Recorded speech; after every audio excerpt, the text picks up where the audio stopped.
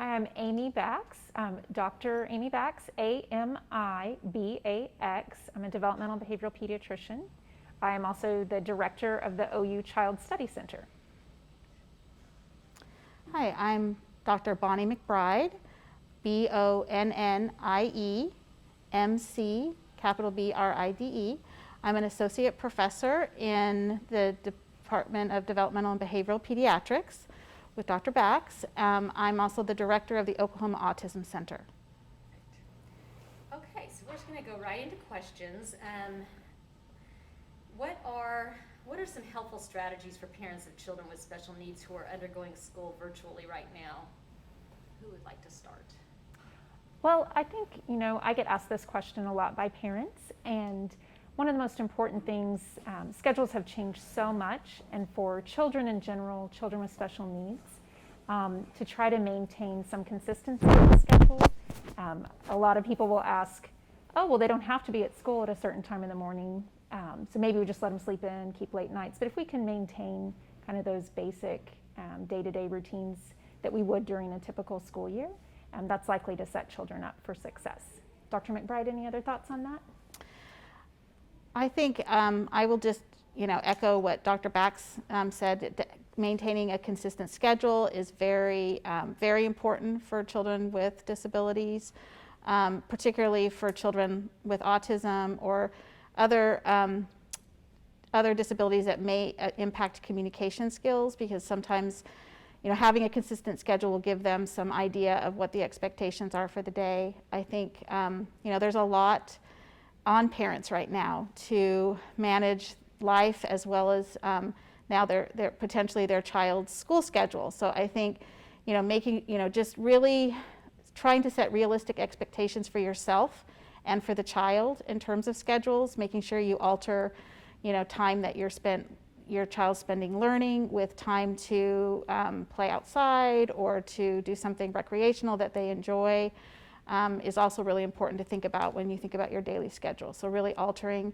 back and forth between high demand situations and low demand situations. And that's really just good advice for parents, Mm-hmm. any child. Mm-hmm. But then it also, just besides probably alleviating some of the stress among the child, the parent as well, right? Mm-hmm. That would be more therapeutic, I think, to stay on a schedule. No. Absolutely. Okay. How can parents advocate for appropriate in-person and virtual school-based services? Well, I can start with answering that question. I think one of the things that's important to remember is that that IDEA, which is the Individuals with Disabilities Education Act, which is what the students being served in special education services are under that umbrella, and that none of the protections have been waived because of the current pandemic.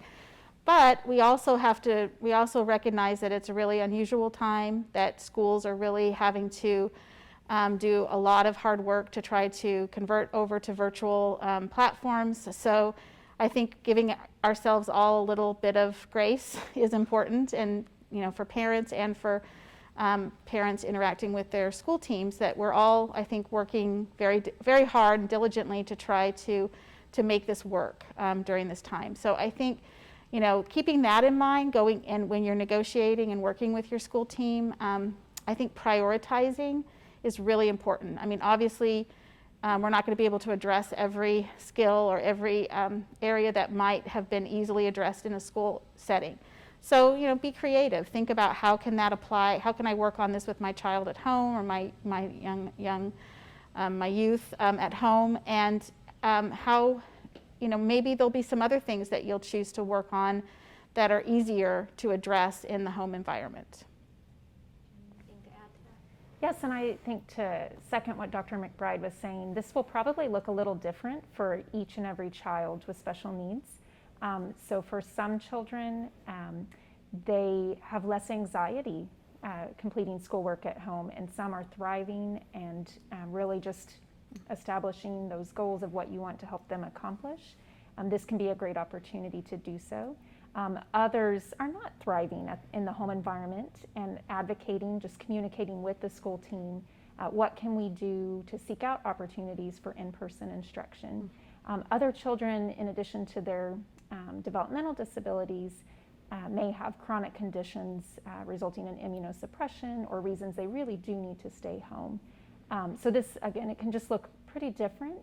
And again, having grace in realizing each individual family's situation, decisions may look different, and that close communication with the special education team can probably help get you going in the right direction. Do we feel like most of the schools are set up to do that? I mean, obviously we've had to scramble this summer to come up with new systems, but are they're geared up to help with these kind of things where they might not have been in the past? Well, I can start with the answer to that. I think that it varies quite a bit from district to district. I think some districts were utilizing technology a lot more in the school environment than others. So I think those that had pretty well-established technology platforms were able to more quickly switch. And then others throughout our state don't even have access to technology. So there's a huge discrepancy. And I think one of the things I've noticed in talking to families across the state is that it's, this pandemic has really brought to light the disparities we have in our communities. I think we always knew they were there, kind of hovering under the surface, but this has really brought them to light. And I think that, unfortunately, it's going to be very dramatic. The difference will be pretty dramatic from district to district, depending on, what technology they've already been utilizing. But I think that the schools who have been prepared to do this I've heard of some really clever ways that some districts are using their staff to make sure that teachers have somewhere for their children to be while they're teaching their classes.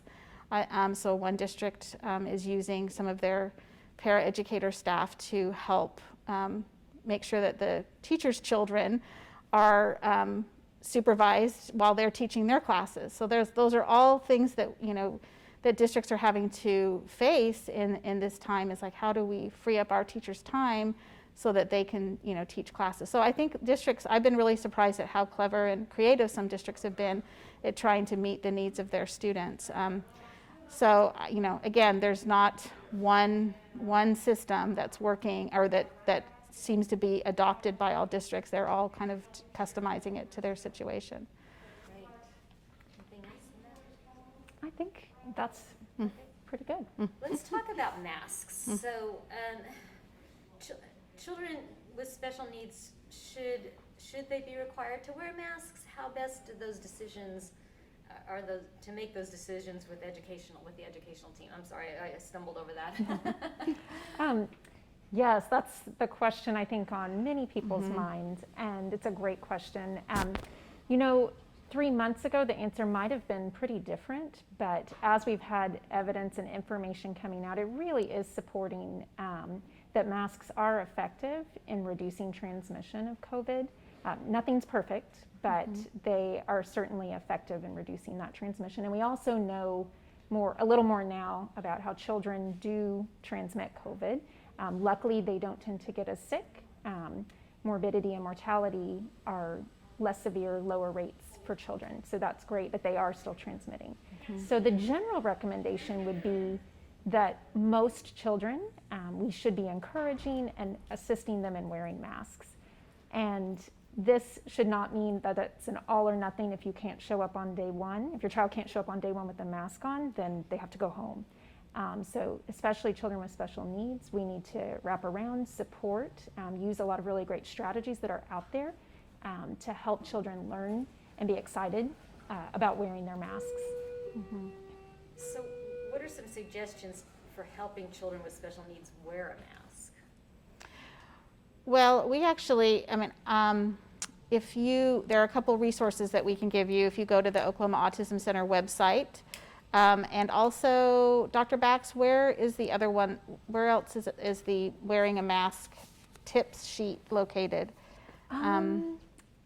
is it on the Child Study Center website yet? It should be. We can get So, it there. yeah. We've developed it with our team member, Dr. Catherine Moore, Yeah. and We'll look it's for a link on that Yeah. and send Yeah. it out with Yep. the. in English and in Spanish. Yes, yeah. So Dr. Moore, who's recently joined the faculty at in our department, she created a tip sheet for wearing a mask with some other resources that are out there. I think that a couple things to think about is that you want to again create a positive association with wearing a mask. So when kids are wearing their mask, they get access to something they really enjoy doing, maybe technology, some fun technology that they enjoy, or a special toy or a special activity and so they're associating mask wearing with accessing pleasurable activities, so that can increase their likelihood of wanting to wear the mask.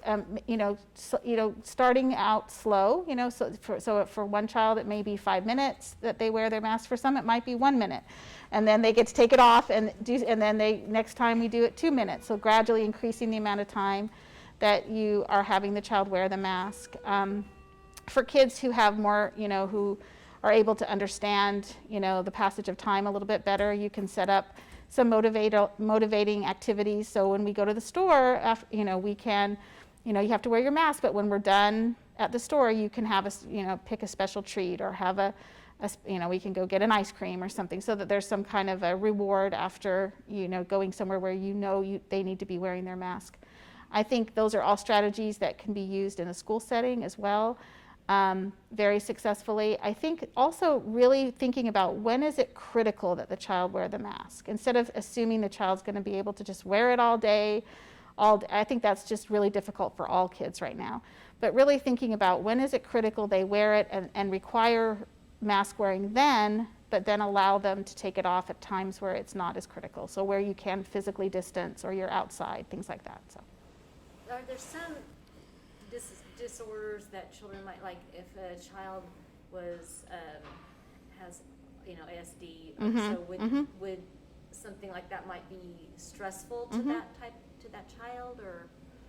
Yes, absolutely. I think there are going to be, and I think Dr. Bax can talk a little bit about some of the medical sides of certainly children with chronic asthma and things where wearing a mask may really interrupt or cause some anxiety around being able to breathe properly. But I think for children with autism or other sensory sensitivities they might have, that slow introduction, understanding that they need to be able to take it off if they start to feel anxious, and allow them to take it off so that they understand they have some control over the situation. That can really help reduce anxiety. But I think those are all things that we have to take into consideration when we're, thinking about, a mask requirement. And I don't think we have to say, oh, never mind, they don't have to ever. But I think we have to recognize that it's a process, it's a teaching, just like learning any new skill, that we can approach it that way and really, in a more positive way. So Dr. Bax might have some additional. Yes, I think in addition to children with sensory related challenges or anxiety associated with autism and related disorders, other situations, children under the age of 2, the CDC does not recommend that children under the age of 2 wear a mask, and really children with developmental delays, if they can't verbally express discomfort with their mask or physically put their mask on and off, then we shouldn't be expecting them necessarily to wear a mask. It's tricky with children with respiratory conditions. They're at higher risk of getting COVID and other infectious illnesses. So we want, by and large, we want to encourage them to wear masks. I think, again, like Dr. McBride was saying, these are going to be situations where it may, for some children, because of the anxiety around their breathing, it may require a little extra work, but as much as we could work, even with children with respiratory conditions, they're probably going to be even in more need of protection. It seems like in general, children are more open to things though too. So Absolutely. I'm just watching my grandchildren, and then their mother who's like, oh, mask, but the grandchildren, whatever, you told me to wear it, I'll wear a mask, whatever. And so seems like in general they're more easily Yes. adapted, but again, if they have some special Mhm. sensory Mhm. issues or something, I could totally understand that. Okay, let's talk about things to consider and how should parents make decisions between health, safety, and participation in educational opportunities. So, you wanna start? I can start. I think that, I think that is just what we're all facing right now, is that balance between protecting our health and being able to continue to do the things in our life that we need to do.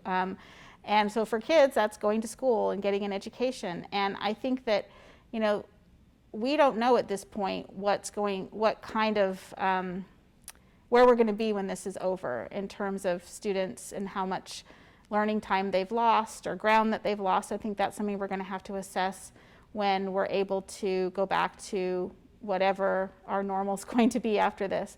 But I think in the meantime, we have to, I think health has to come first. I think that we all are in agreement that you're not going to learn much if you're not healthy. So that's sort of a basic requirement. So being healthy, protecting our health is really the first priority. And then after that, I think we then need to look at individualizing based on our circumstances. Our families need to look at their own personal circumstances and risk in their family, and then design whatever education program around that they can. I think one of the things I've noticed is really thinking about this as an opportunity to maybe work on teaching your children things that maybe you hadn't thought about. So for instance, one of the things I've noticed is some kids don't know how. They're really good at using devices for fun time, playing games and watching shows, but they may not be really good at using it as a learning tool. So maybe you focus on how, especially for kids with disabilities, they may not know how to use a mouse or a keyboard. They may not know how to use a touch screen. So really looking at how does your child interact with technology? Are they able to use a variety of ways to respond to technology? And then maybe there's some, I think we've all learned that we may have to be better at technology than we might have been before. So, how can you help them access technology for learning, not just for fun? So I think that's something, it might be an opportunity to look at learning skills that they may not have around that. Nice. Anything more on that? Yes, I think that's great. I think kind of back what we were saying earlier about the access to your local resources. So if your particular school district is one that's struggling to implement really high quality virtual and online resources for families, and your child has special needs that really need more intensive intervention, then that might be the time to advocate for in-person, assuming that we don't have the health situations in the child or the family members like Dr. McBride was saying. But this might be the time to really advocate what can my child still receive in the school setting. Mm-hmm. Also, some family situations, multiple children in the house, both parents working, it's just not going to be a good recipe for getting quality instruction or therapeutic services from home. But those that do have those needs to stay home due to health, this might be an opportunity. I've had some families that are being really creative at, before schools were closed or half on, half off, all virtual. We often recommend a million different therapies and services from schools and private agencies that, every family should feel like they should be getting all these things. When you add them all up, they add up to 50 hours a week.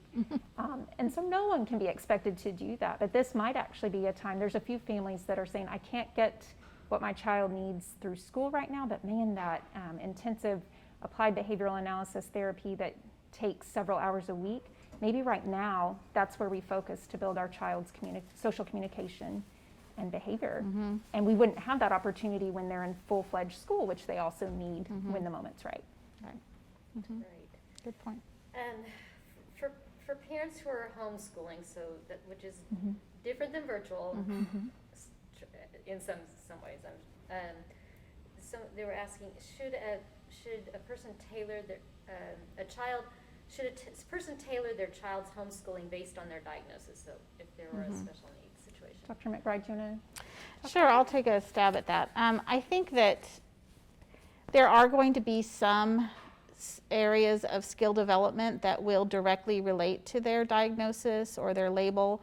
But, and I think, autism spectrum disorder is one of those. We think about that as being kind of the core area of need is social communication. Well, if you're home alone or if you don't have children your age around, it's hard to work on social skills. So I think that's something that you do have to take into consideration. However, from my experience for kids with learning difficulties, a lot of what they're learning, it cuts across a label or a diagnosis. So I think really looking at what your individual child's needs, skill development needs is where to start. And that's, are they learning to read? If they're at that stage, then making sure that you're focused, reading is such a critical skill for life. And I mean, if I were doing it, then I would say, okay, I'm going to really focus on, reading, so we can't do all the other subjects maybe as well as I'd like to, but if you can read well, you can learn about other subjects. So to me, that's just a really critical skill area that a lot of children with disabilities, may not have really good instruction around, even in school, unfortunately.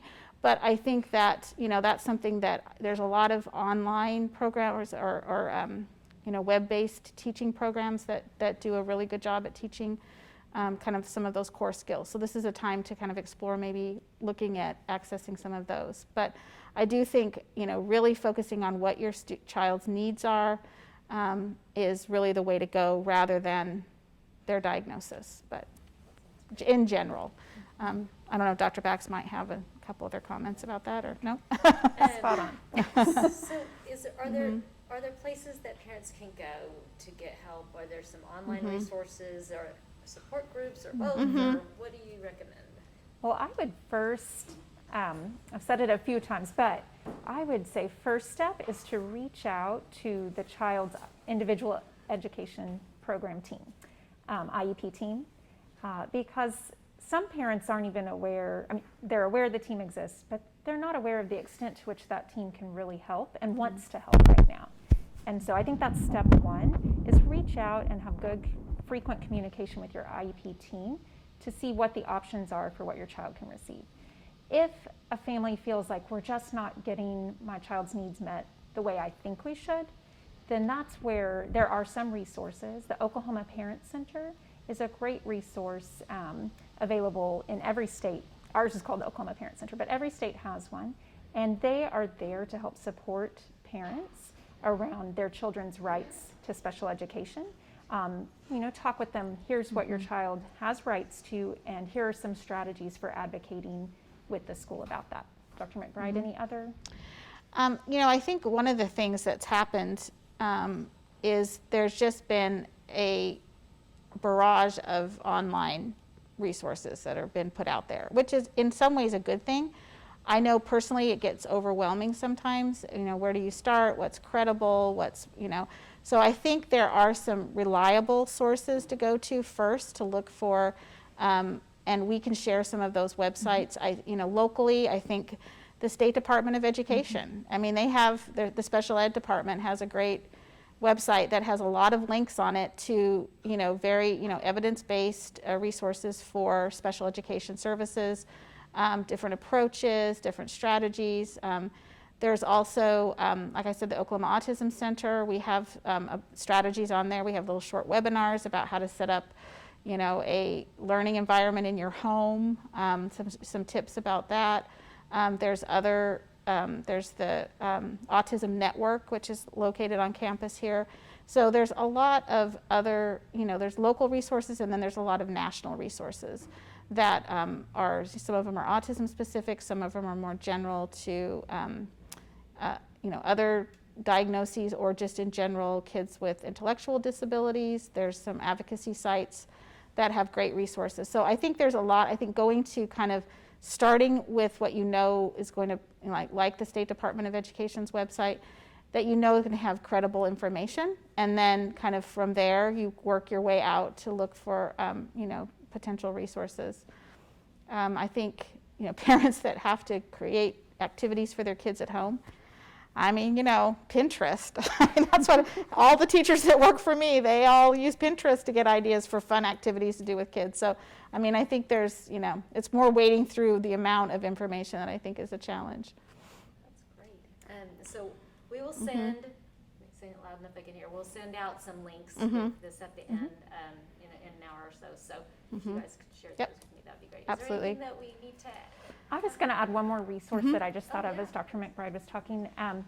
The Sooner Success program is through our OU Child Study Center, but it's statewide. It's available. These are resource coordinators for parents located within counties, but also at the state level.